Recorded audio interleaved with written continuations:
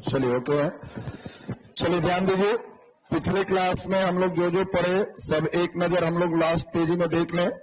हम लोग चल रहे थे दक्षिण अमेरिका, और दक्षिण अमेरिका में आपको बताए थे कि जो विश्वतीय सदाबहार वन है उसको क्या कहते, जल्दी बोलिए। सेल्वास।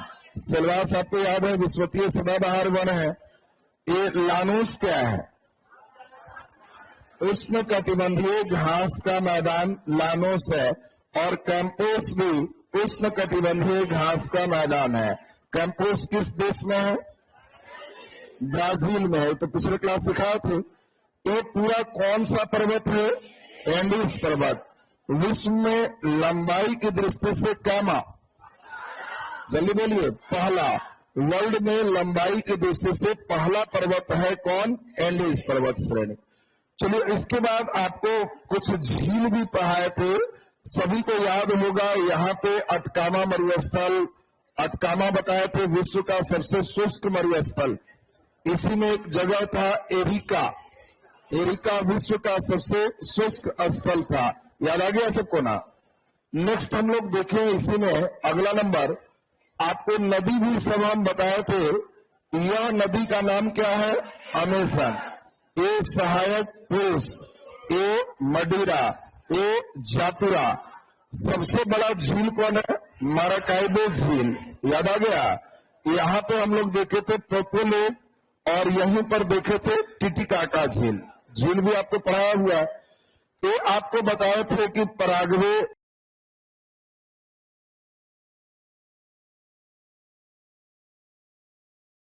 पराना, उरुग्वे जहां गिरती है उसका नाम ला प्लाटा है। ला प्लाटा याद है ना सबको? ला प्लाटा भी आपको लिखाया हुआ है। अब इसमें आज के क्लास में देखते जाइए फटाफट, आपको सबसे बड़ा शिकारी पक्षी से अभी भेंट होगा। ये विश्व का सबसे बड़ा शिकारी पक्षी है, और इसी पक्षी का नाम क्या है? कैंडोर। तो देखिए पिछला दिन हम लोग लिखे थे, आज हम लोग सीन देख लेंगे। इसी सीन के लिए बीच में गैप भी दिए थे कि सब लगा दो, पिछला दिन लग नहीं पाया था।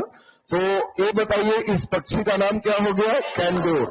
कैंडोर विश्व का सबसे बड़ा शिकारी पक्षी है। ये लाइन क्लियर सबको? चलो बताओ जल्दी से, ये कौन है? कौन है जी? कौन है?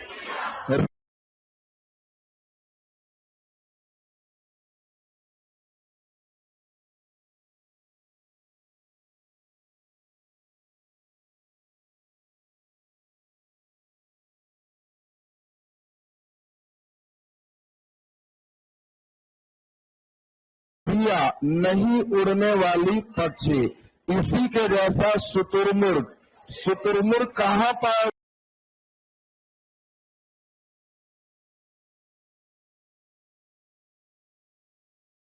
जाता है? जल्दी बोलो। दक्षिण अफ्रीका कालाहारी मरुस्थल के पास। और एक आपको बताया थे एमू। एमू कहां पाया जाता है? ऑस्ट्रेलिया में। और रिया कहां पाया जाता है? दक्षिण अमेरिका में। तो ये बताओ, रिया को भी पहचान लिए सबको? रिया, एमू, शुतुरमुर्ग, ये सभी एक जैसा पक्षी है, नहीं उड़ने वाला बड़ा पक्षी। बोलिए क्लियर है सबको? चलिए अगला नंबर पहचान लीजिए, ये भी एरिया ही है। चलिए अगला, ये कौन है? प्यूमा। अरे सिंह परिवार का, शेर जैसा नहीं लग रहा है जी?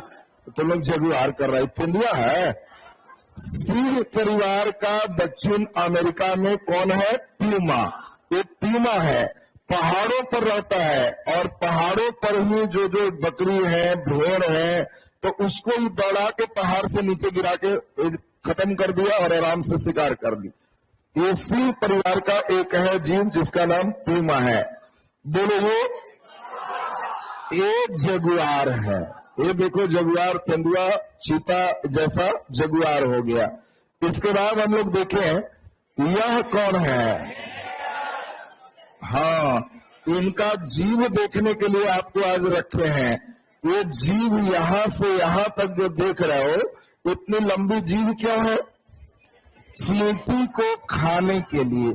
दूसरी बात, एक कीटभक्षी है, कीड़ा खाने वाले, लेकिन स्तनधारी है, बच्चों को जन्म देते हैं।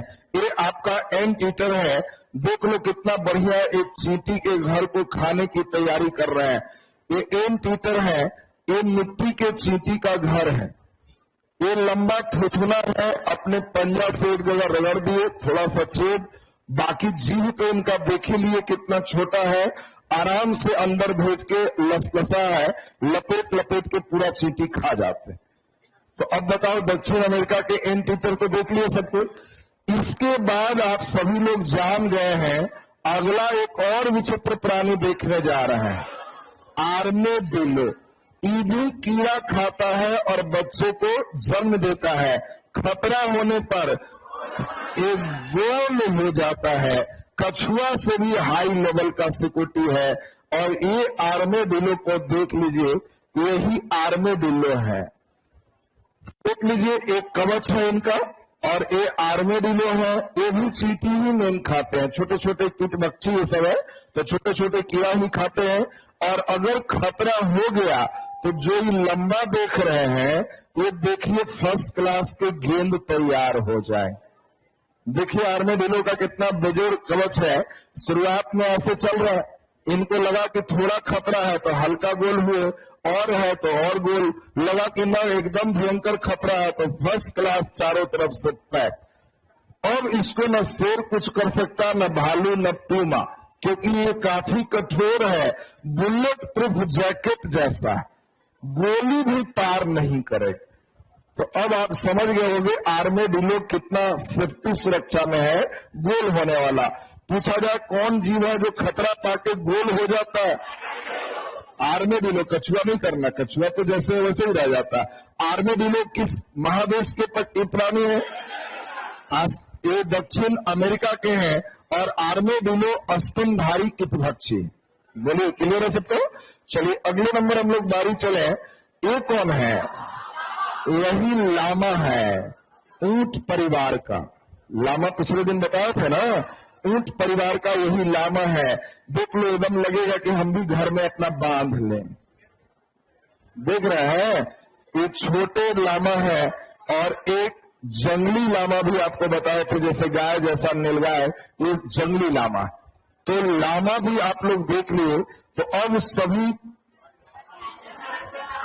इनको पहचान लिए, कौन है? एनाकोंडा। वर्ल्ड में सबसे बड़ा जो सांप है, आप देख पा रहे होंगे, कुछ खाया है विशेष। और इस विश्व का सबसे बड़ा सांप कहां रहता है? दक्षिण अमेरिका में। कहां? जल्दी बोलिए। तो सिलवास जो एरिया है, जो उष्ण कटिबंधीय घास के मैदान है, सदाबहार वन है सिलवास, अमेजन घाटी का क्षेत्र। अभी हम लोग देखे अमेजन घाटी है, उस एरिया में विश्व के सबसे बड़े सांप है। इंडिया में ऐसा सांप नहीं मिलता। भारत का सबसे बड़ा सांप कौन है? अजगर। और सबसे बड़ा सांप नहीं है अजगर। खूब होगा इंडिया में, बहुत ज्यादा वयस्क होगा तो 20 फीट तक अंतिम लंबाई हो सकती है। उससे ज्यादा इंडिया में अजगर नहीं मिले। मैंने अधिकतम की बात करें, एकदम पूर्ण वयस्क है तो 20 फीट का हो सकता है। मतलब एक व्यक्ति 6 फीट का है तो 3 व्यक्ति ऐसा हाइट अजगर का हो सकता है मैक्सिमम। और इनका बच्चा ही 2-3 साल में 20 फीट के बाद का मिलता है। तो ये समझ ही सकते हो कितने बड़े बड़े विशाल होंगे। और ये विश्व के सबसे बड़े सांप हैं। इनका नाम क्या हो गया? एनाकोंडा। तो अब तो हम समझते हैं लाइन क्लियर सबको। अब जो पिछले क्लास चल रहे थे उसको आगे कंटिन्यू करें। तो अभी एक पूछ ले, ये ज्यादा चिंता में लग रही है। खड़ा हो जल्दी से, खड़ा हो जल्दी। कोई नहीं बोला पिछले दिन आई थी नहीं, तब तो दुख वाला है। चलो तुम देखो कितना अच्छा आंसर खोज लिया इन लोग कि पिछला दिन आए ही नहीं थे, मारो आंसर हो गया। लफड़ा कौन मोल लेगा? चलो तुम बताओ।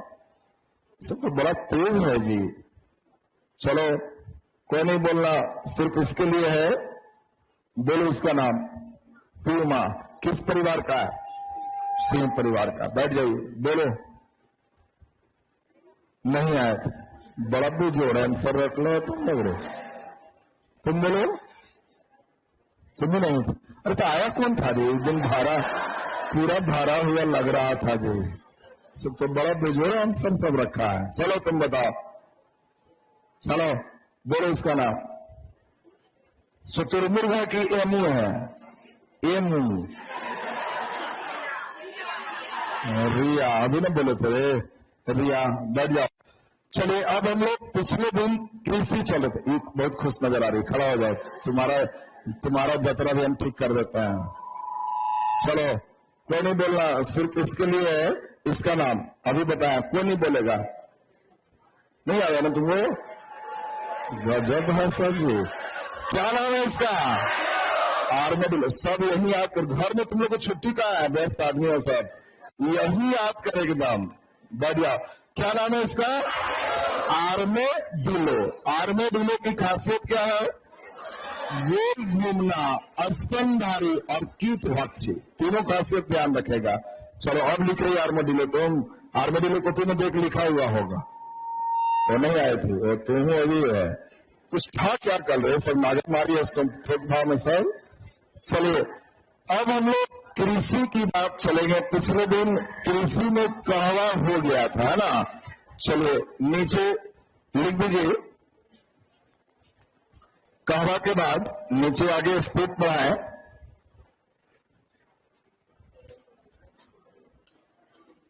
नीचे अच्छा ये बताओ, ऑस्ट्रेलिया के कितने % भूमि में कृषि होते हैं?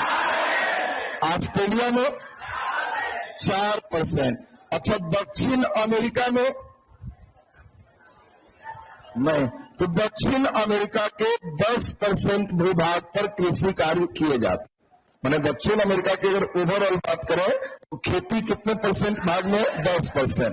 इसमें आपको बताया है मेन जो सबसे उपजाऊ क्षेत्र है वो दक्षिण अमेरिका में सबसे उपजाऊ हिस्सा कौन है? जहां अनाज हो, खाद्यान्न हो। कहवा तो कोई खाद्यान्न नहीं, तो पेय पदार्थ। अरे खाली कॉफी पी के रात दिन रहेगा? नहीं, तो खाद्यान्न मतलब गेहूं चावल। तो दक्षिण अमेरिका में भी चावल बहुत ज्यादा नहीं है, यहां भी जो मेन होता है गेहूं है, मक्का है, ये सब मेन है। और बताना है तुम्हें किस देश में ऐसा होगा। गेहूं और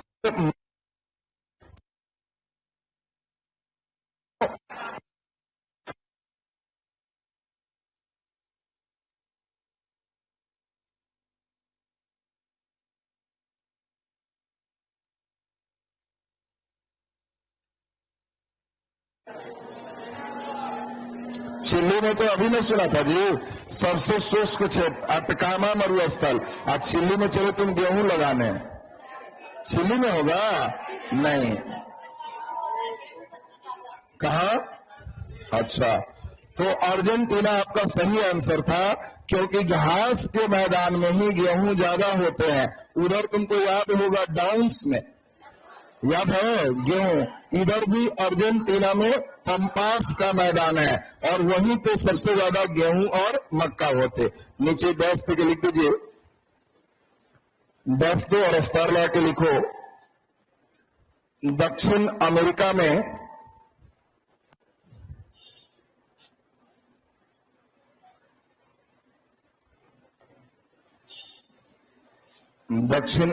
में देखो एक लिखा है कि लड़की लोग नहीं आई होगी, 10 को 30 था, सब दूसरे को मेहंदी लगा रही थी होगी। तो बड़का बड़का इंजीनियर वैज्ञानिक लिखो।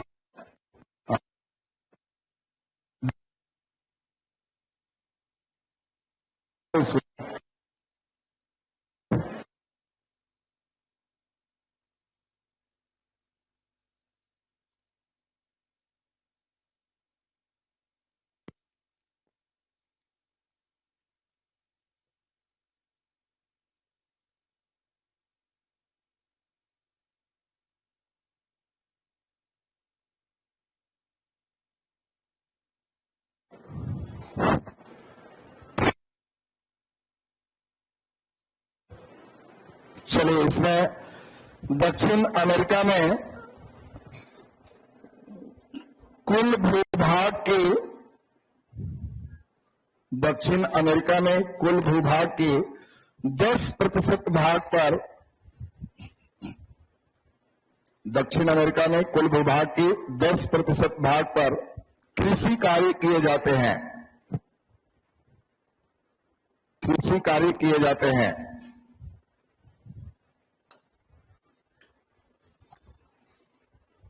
कृषि कार्य किए जाते हैं।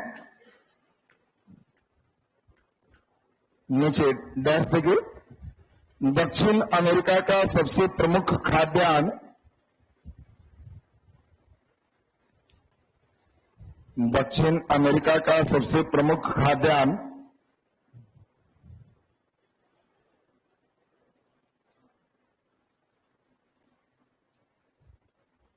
खाद्यान्न गेहूं और मक्का है। प्रमुख खाद्यान्न गेहूं और मक्का है। नीचे डैश देखिए, गेहूं का सबसे अधिक उत्पादन, गेहूं का सबसे अधिक उत्पादन बोलो कहां? वेरी गुड, अर्जेंटीना में होता है। गेहूं का सबसे अधिक उत्पादन अर्जेंटीना और उरुग्वे कर दो, अर्जेंटीना और उरुग्वे में होता है। अर्जेंटीना और उरुग्वे में होता है। अर्जेंटीना और उरुग्वे में होता है। नीचे डैश देखिए। अच्छा, एक और तुम लोग नाम सुने होंगे, इंडिया का जैसे पपीता है, पपीता तो देखे हो, उसी प्रकार से दक्षिण अमेरिका में एक पेड़ है जो पपीता जैसा ही फल देता है और उसके फल के बीज से एक बहुत बढ़िया पेय पदार्थ बनते हैं जिसको पी सकते हैं। चॉकलेट भी बनता है। क्या तुम जानते हो उस पेड़ का नाम? कोको। उसका नाम क्या है? कोको। तो आपको ध्यान रखना है कि उस पेड़ का नाम है कोको। तो आपको कोको जो है, आपसे पूछा जाए, बोलो कोको कहां होता है? दक्षिण अमेरिका के किस देश में कोको है? जल्दी बोलिए। तो 2-3 कंट्री है जो बड़ा इंपॉर्टेंट कोको के लिए है। तो नीचे लिख दीजिए, पहले स्टार लगा के लिखिए, नीचे डैश देके लिखो, डैश देके लिखो, दक्षिण अमेरिका के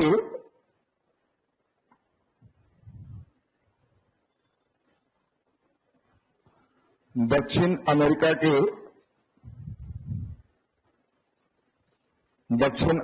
के ब्राजील,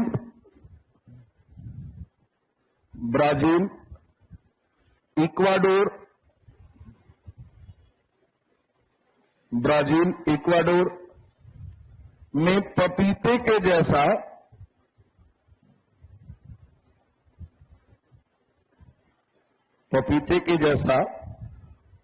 कोको वृक्ष होता है।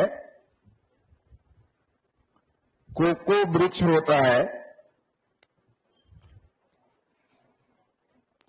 कोको वृक्ष होता है। कोको अंडरलाइन कर लेना। कोको वृक्ष होता है जिसके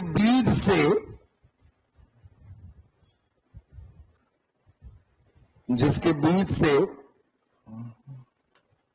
पेय पदार्थ बनाए जाते हैं। पेय पदार्थ और चॉकलेट बनाए जाते हैं। जिसके बीज से पेय पदार्थ और चॉकलेट बनाए जाते हैं। पेय पदार्थ और चॉकलेट बनाए जाते हैं। और चॉकलेट बनाए जाते हैं। चलिए, तो हम लोग कोको वृक्ष भी सुन लिए। एक वृक्ष का नाम आपको बताए थे जिसकी सबसे हल्की लकड़ी होती है। जल्दी बोलिए। वालसा।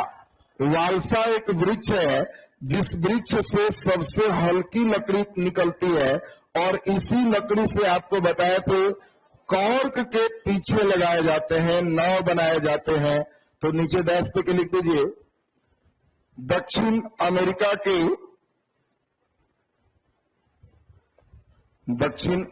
के सिल्वास क्षेत्र में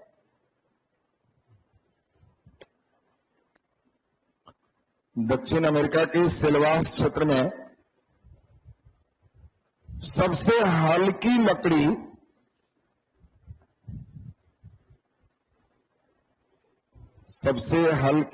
लकड़ी कौन?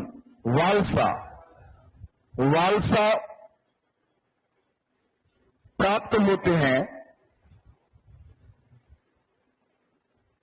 वालसा प्राप्त होते हैं जिसका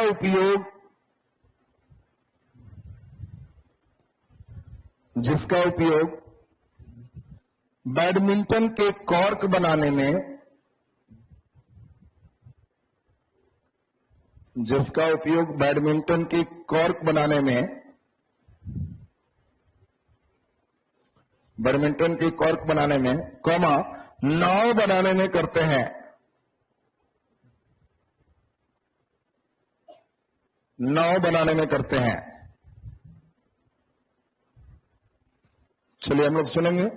एक दो और इंपॉर्टेंट वृक्ष है। एक वृक्ष का नाम है कवे ब्रेको। पेड़ का नाम क्या है? कवे ब्रेको। कवे ब्रेको जो पेड़ है, इसके छाल से टैनिन की प्राप्ति होती है। आपसे कभी कभी पूछा जा सकता है कि टैनिन की प्राप्ति किस वृक्ष से होती है? कवे ब्रेको। ये टैनिन क्या करता है? चमड़ा को साफ करने का काम करता है। मतलब जानवरों के चमड़ा को अगर साफ करना है तो उसके लिए हम लोग टैनिन का प्रयोग करते हैं, जो किस वृक्ष से प्राप्त होता है? कवे ब्रेको। एक सभी बच्चे ये नाम सुने होंगे, ये भारत में भी पाए जाते हैं। मलेरिया की दवा, जल्दी बोलो, सिनकोना। वृक्ष का नाम क्या है? सिनकोना। और सिनकोना के छाल से हम लोग क्या निकालते हैं? जल्दी बोलो, सिनकोना के छाल से हम लोग क्या निकालते हैं? कुनैन। और कुनैन जो प्राप्त होता है, ये मलेरिया का बहुत बढ़िया दवा है। आपसे पूछा हुआ कि बताओ कुनैन किस वृक्ष से प्राप्त होते? सिनकोना। टैनिन कवे ब्रेको। सबसे हल्की लकड़ी वालसा। तो नीचे दस्ते के लिख दीजिए, दो तीन इंपॉर्टेंट है। नीचे दस्ते के लिखिए, दक्षिण अमेरिका में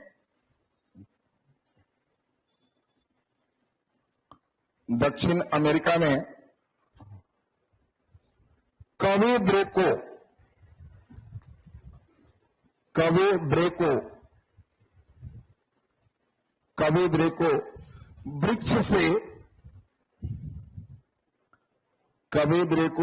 वृक्ष से, बिल्कुल कवे ब्रेको बहुत मजबूत लकड़ी इसकी होती है। कवे ब्रेको वृक्ष से टैनिन की प्राप्ति होती है। टैनिन की प्राप्ति होती है। टैनिन की प्राप्ति होती है जिसका उपयोग चमड़ा साफ करने में करते हैं।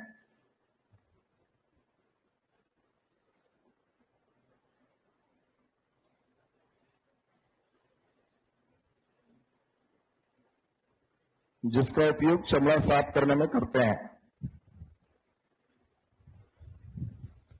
नीचे डैश देखिए, दक्षिण अमेरिका के एक प्रमुख वृक्ष, दक्षिण अमेरिका के एक प्रमुख वृक्ष, दक्षिण अमेरिका के एक प्रमुख वृक्ष सिनकोना के छाल से, प्रमुख वृक्ष सिनकोना के छाल से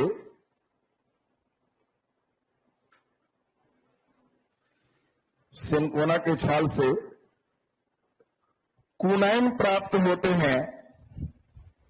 ये सभी सिलवास क्षेत्र में ही मिलते हैं। कुनैन प्राप्त होते हैं जिससे मलेरिया की दवा बनती है। जिससे मलेरिया की दवा बनती है।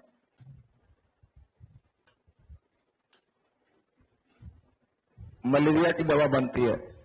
चलो जल्दी बताओ, कृषि में ही पशुपालन भी आते हैं। जल्दी बोलो, सबसे ज्यादा पशुपालन कहां होगा? अर्जेंटीना में। बताओ, याद होगा अर्जेंटीना में एक घास था। अरे पंपास तो घास का मैदान है। घास का नाम क्या था? Alpha alpha. याद है? जिसके खाने से जानवरों के मांस काफी तेजी से बढ़ते हैं, वजन बढ़ते हैं, और इसीलिए अर्जेंटीना सबसे अधिक मांस का निर्यातक देश। वर्ल्ड में सबसे ज्यादा मांस का निर्यात कौन करता है? अर्जेंटीना। डब्बा बंद मांस सबसे ज्यादा वहीं से मिलते हैं। तो नीचे डैश करके लिख दीजिए, अर्जेंटीना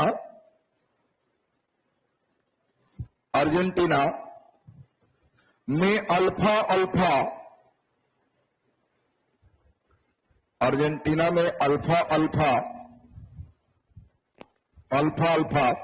किस्म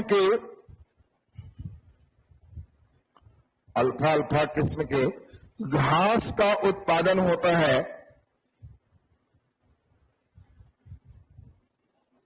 अल्फा किस्म की घास का उत्पादन होता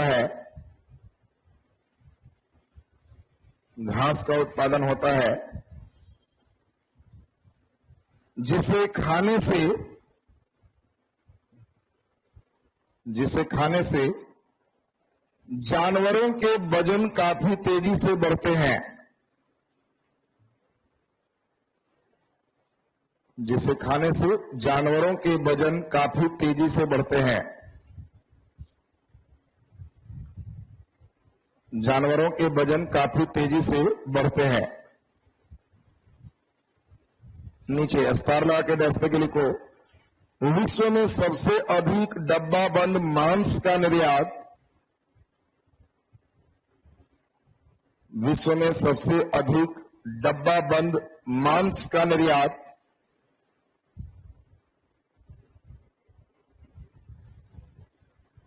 सबसे अधिक डब्बा बंद मांस का निर्यात बोलो कौन करेगा? अर्जेंटीना करता है। अर्जेंटीना करता है। चलिए अब हम लोग कृषि में मेन समझ गए कि दक्षिण अमेरिका का प्रमुख फसल चावल है कि गेहूं? गेहूं। ज्यादा गेहूं किस देश में? अर्जेंटीना में। उसी घास के फील्ड में मेन अर्जेंटीना में ही ज्यादा गेहूं होते हैं। अमेजन, एक चीज और ध्यान रखना, रबर का पेड़ आपको ध्यान रखना है, रबर पेड़ का जो मूल स्थान है वो अमेजन घाटी। आपसे पूछा जाए कि रबर पेड़ का मूल स्थान कहाँ है? अमेजन। रबर का सबसे ज्यादा उत्पादक कौन देश है? ब्राजील। चूंकि मेन तो रबर वहीं से आया। इंडिया में आओगे तो केरल, क्योंकि आपको मालूम है कि उष्ण कटिबंधीय क्षेत्र में ही मेन रबर होते हैं, और भारत में केरल जो देख रहे हो वो नीचे है, ये विषुवत रेखा के नजदीक, और इसीलिए यहां पर इंडिया में सबसे ज्यादा रबर कहां होते हैं? केरल में। वर्ल्ड में सबसे ज्यादा रबर कहां है? ब्राजील में। तो नीचे डैश देके लिख दीजिए, नीचे डैश देके लिखे, रबर का मूल स्थान, डब्बा बंद क्या है? डब्बा बंद माने पैकिंग वाला। इंडिया में मेन है झोला बंद, पॉलिथीन बंद, समझते हो ना? इंडिया में मीट पॉलिथीन बंद है, वहां आपको डब्बा बंद है। डब्बा में लिखा रहता है एक्सपायरी डेट, उसी को खरीदना है। लिखिए, रबर का मूल स्थान ब्राजील के अमेजन घाटी है।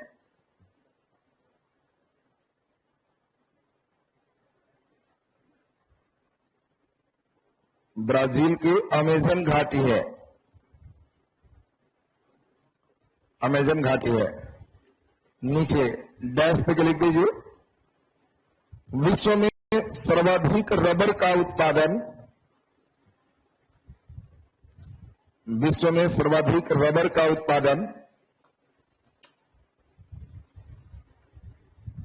रबर का उत्पादन बोलो कहां? ब्राजील में होता है। ब्राजील में होता है। चलिए अब नीचे लिख दीजिए दक्षिण अमेरिका के खनिज, और इसके साथ दक्षिण अमेरिका हम लोग का लास्ट हो जाएगा। बाकी वर्ल्ड में लेवल क्या है वो हम लोग एक साथ फिर अंतिम में देखेंगे। अभी दक्षिण अमेरिका आपका लास्ट आज करेंगे। अमेजन घाटी, घाटी मतलब होता है जितने दूर से पानी उस नदी में आती है। गंगा घाटी का मतलब ये गंगा नदी है। अगर इतनी दूर की पानी गंगा में चली आती है तो ये पूरा एरिया को गंगा घाटी के नाम से जानेंगे। उसी प्रकार अमेजन एक नदी हो गई, जितनी दूर की हिस्सा उस नदी तक पानी को पहुंचाएगा उसको हम लोग क्या कहेंगे, उस नदी की घाटी कहेंगे। ये मेन ध्यान रखना। चलो अब जरा ध्यान दीजिए, खनिज की बात हम लोग समझे। देखो दक्षिण अमेरिका में सबसे इंपॉर्टेंट पहले खनिज में पेट्रोलियम की बात करते हैं। बहुत इंपॉर्टेंट आपका ये क्वेश्चन होगा, पेट्रोलियम। ध्यान दीजिए, सबसे इंपॉर्टेंट आपका है पेट्रोलियम। ये देख लिए, इसको ऊपर से नीचे आने पर ही भाग जाता है, तो भाग भरोसे है।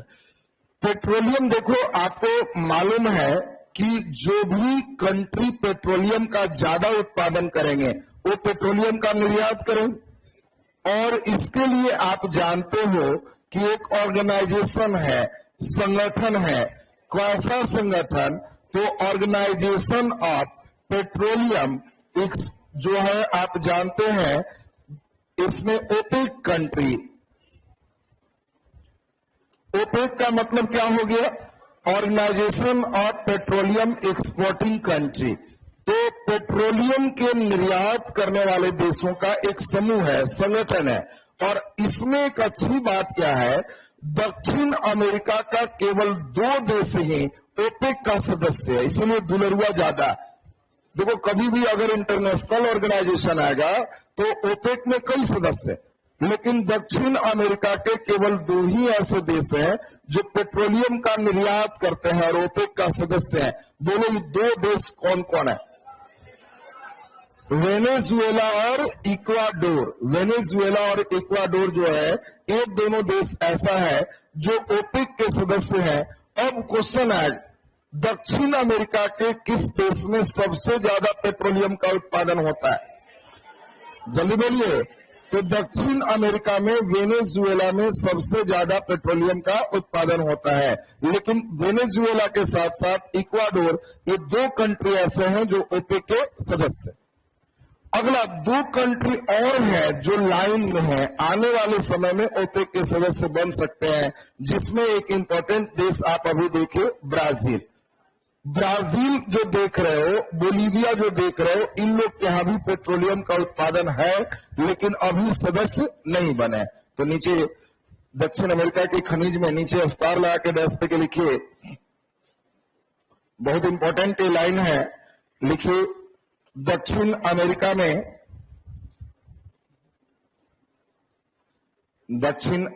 में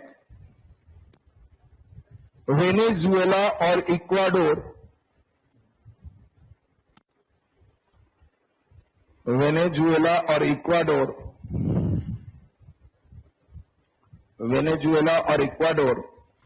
2 ऐसे देश हैं, वेनेजुएला और इक्वाडोर 2 ऐसे देश हैं जो ओपेक के सदस्य हैं, ओपेक का मतलब organisation of petroleum exporting country, petroleum के निर्यात करने वाले देश।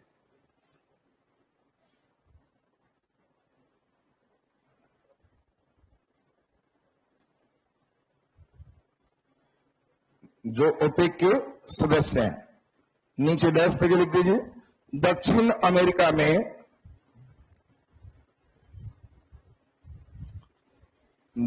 अमेरिका में सबसे अधिक पेट्रोलियम का उत्पादन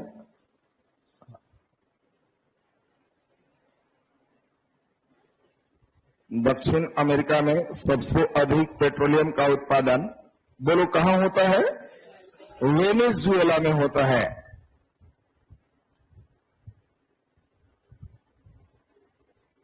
सबसे अधिक पेट्रोलियम का उत्पादन वेनेजुएला में होता है, वेनेजुएला में होता है। तुमको जान के बड़ा आश्चर्य होगा, ओपेक जब पढ़ाएंगे इंटरनेशनल ऑर्गेनाइजेशन, ओपेक में कुल कितने सदस्य हैं? नहीं। अच्छा, ओपेक के मुख्यालय कहां है? कहां है जी? वियना। अब एक चीज और देखो, कोई यूरोपीय देश इसके सदस्य नहीं है, बनाने वाले इसके एशिया कंट्री है। अब मुख्यालय इसको ऑस्ट्रिया की राजधानी वियना भेजे हुए। ओपेक की जब कहानी आएगी तो बड़ा दिलचस्प कहानी होगी। उसी में एक बड़ा इंपॉर्टेंट ही क्वेश्चन होगा कि ओपेक के सदस्य में 2 दक्षिण अमेरिका के देश कौन है, या ओपेक के सदस्य में निम्नलिखित में कौन दक्षिण अमेरिकी देश शामिल है। अब उसमें तुमको दे देगा Brazil, Bolivia, Chile, Venezuela. Answer Venezuela होगा। तो वेनेजुएला और इक्वाडोर 2 ऐसे देश हैं दक्षिण अमेरिका के जो ओपेक के सदस्य हैं। सबसे ज्यादा कहां होता है? वेनेजुएला में। चलिए नेक्स्ट, अगला नंबर क्वेश्चन का आंसर आप सभी बच्चे समझ रहे हो, सुन लो पहले। सबसे अधिक तांबा और नाइट्रेट का उत्पादन दक्षिण अमेरिका में कौन करेगा? चिली। हम लोग पढ़े भी थे, चिली के मरुस्थल हम लोग देखे थे। कौन सा मरुस्थल? अटकामा, याद आया? तो अटकामा मरुस्थल में सबसे ज्यादा नाइट्रेट और तांबा का भंडारण है, और इसीलिए चिली खनिज में सबसे प्रथम है दक्षिण अमेरिका में। चिली का एक जगह था चुक्विकमाटा, याद आया? ये चुक्विकमाटा विश्व में सबसे ज्यादा तांबा का उत्पादन करने वाला शहर है। वर्ल्ड लेवल पे चुक्विकमाटा काफी फेमस जगह है, जिसको ध्यान रखना है। तो नीचे डैश करके लिख दीजिए, डैश करके लिखे,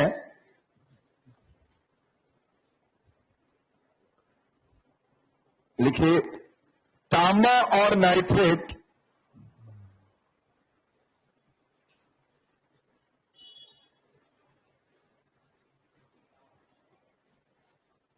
तांबा और नाइट्रेट के भंडारण और उत्पादन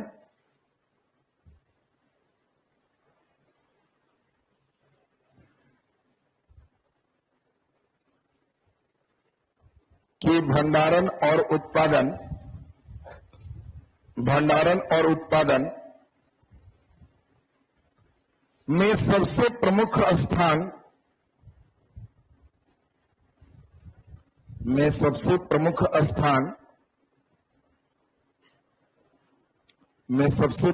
स्थान दक्षिण अमेरिका में चिली का है। सबसे प्रमुख स्थान दक्षिण अमेरिका में चिली का है। दक्षिण अमेरिका में चिली का है। चलिए नीचे स्टार लगा के डैश के लिख दो, चिली का शहर चुक्विकमाटा।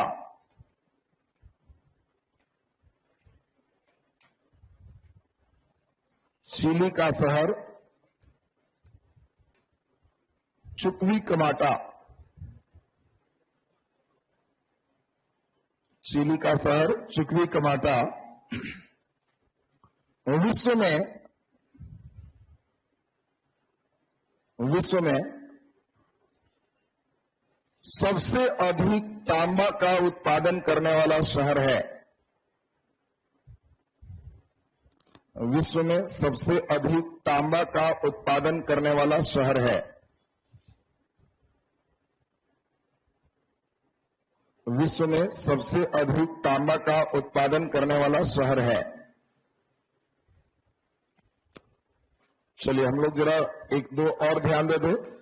पहला नंबर, अब थोड़ा सा इंपॉर्टेंट एक चीज और देख लें। टीन के उत्पादन में, बॉक्साइट के उत्पादन में और मैग्नीज के उत्पादन में,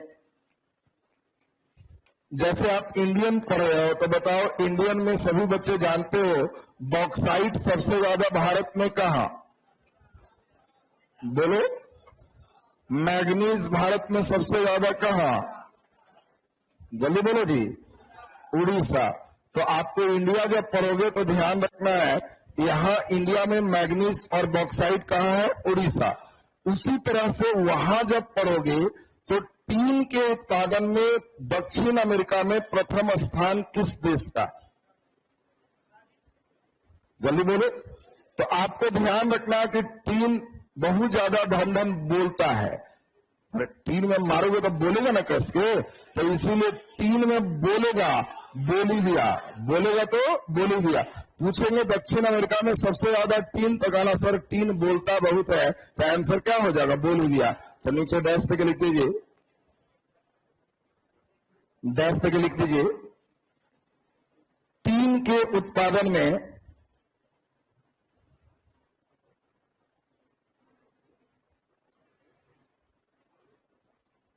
देखो एक बच्चा कह रहा है कि आर्मेडिलो बार बार बोर्ड पर आ जा रहा है, लगता है परेशान है वो। चलो लिखिए, टीन के उत्पादन में दक्षिण अमेरिका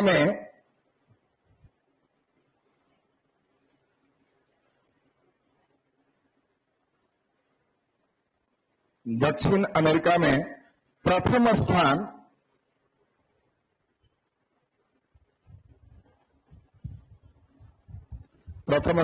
बोलो किसका है? बोलीविया का है।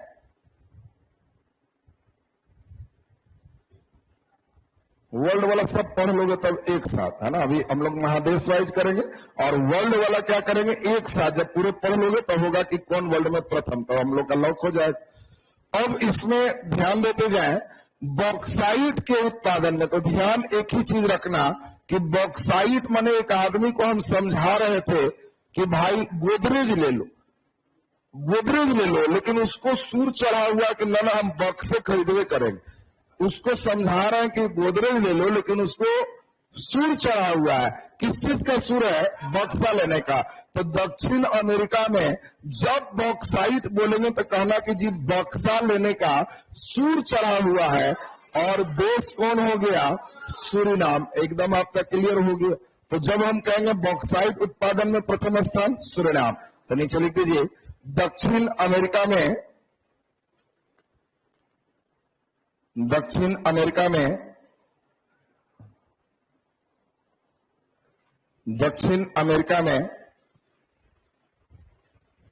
बॉक्साइट के उत्पादन में प्रथम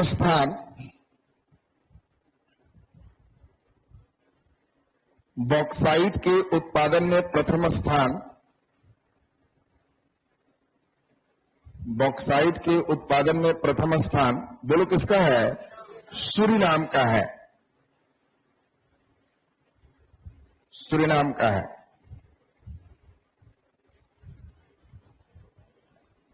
और ध्यान रखना मैंगनीज के उत्पादन में ब्राजील प्रथम है। तो नीचे लिख दीजिए डैश देके दक्षिण अमेरिका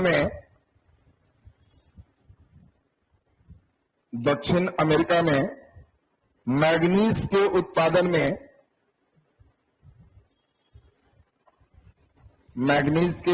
में प्रथम स्थान ब्राजील का